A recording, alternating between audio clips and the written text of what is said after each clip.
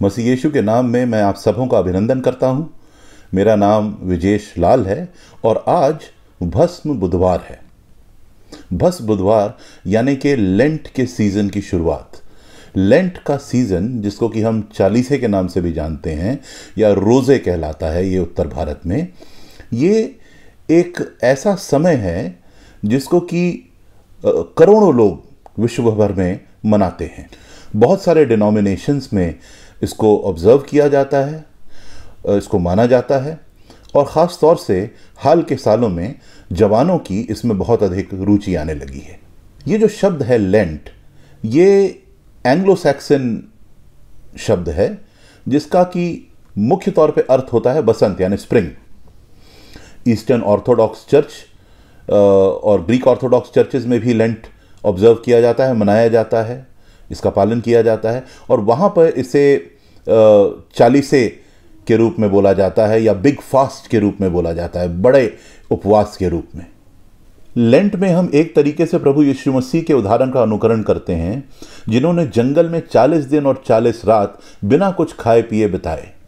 ये प्रभु यीशु मसीह की तैयारी थी उनकी इस धरती पर सेवा की। आज हम प्रभु यीशु मसीह के अनुयायी 40 दिन का उपवास रखते हैं, रोज़ा रखते हैं ताकि परमेश्वर के उद्देश्यों को जान सकें, अपने जीवन में अपने आप को आत्मिक तौर से सेवा के लिए तैयार कर सकें, वो सेवा जो उसने हमारे लिए रखी हुई है। इसी के साथ साथ ये पुनरुत्थान के आने वाले उत्सव की तैयारी भी है।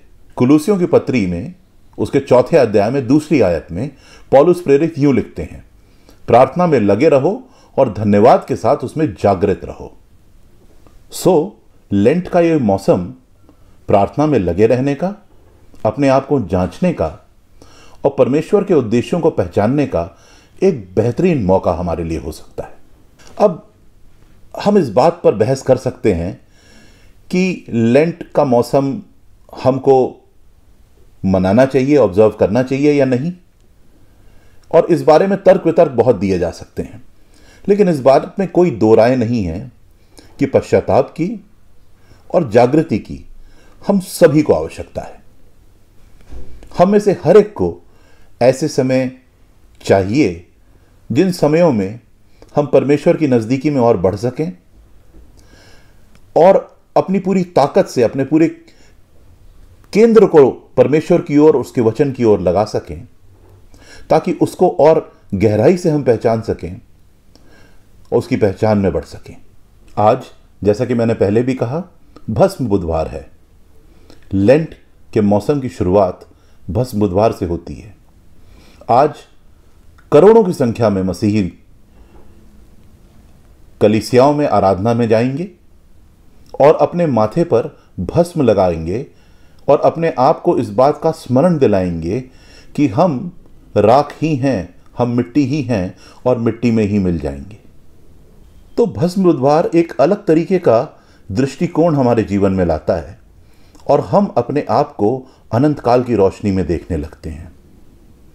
हम में से हर कोई इस बात को जानता है कि हम चिरस्थायी नहीं हैं, हम अनंत नहीं हैं, लेकिन केवल एक है जो अनंत है और वही हमारी सुरक्षा, वही हमारी ढाल, वही हमारी चट्टान ठहर सकता है और वो है स्वयं परमेश्वर।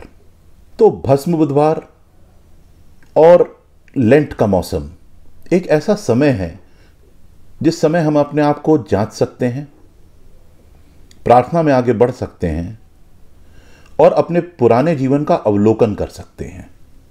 लेकिन ये ऐसा भी समय है जब हमें इस बात का एहसास होता है कि हमें वाकई में एक उद्धारकर्ता की आवश्यकता थी और हम परमेश्वर को धन्यवाद कर सकते हैं कि वो उद्धारकर्ता हमको मिल गया है। लेकिन इसके साथ ही लेंट का मौसम एक ऐसी यात्रा भी है जिसका अंत पुनरुत्थान दिवस अर्थात ईस्टर संडे पर होता है। पिछली जिंदगी में, पिछले दिनों में चाहे जो कुछ भी हुआ हो, अंत हमेशा आशा पे होता है। भले ही ऐश वेडनेसडे और लेंट के मौसम में हम पिछले दिनों को याद करके पश्चाताप कर लें, उस पर रो लें, परमेश्वर से माफी मांग लें, लेकिन इस यात्रा का अंत पुनरुत्थान दिवस द्वारा प्रदान की गई आशा पर ही होता है। हम आशाहीन लोग नहीं, आशावान लोग हैं, क्योंकि प्रभु यीशु मसीह का पुनरुत्थान हुआ है और इस आशा में हम आनंदित हो सकते हैं। तो आइए इस यात्रा में शामिल होते हैं। इन 40 दिनों में परमेश्वर की नज़दीकी में बढ़ने का संकल्प लेते हैं और परमेश्वर से प्रार्थना करते हैं कि वो अपनी आत्मा के द्वारा हमें अगुवाई दे। प्रभु आपको बहुतायत से आशीष दे।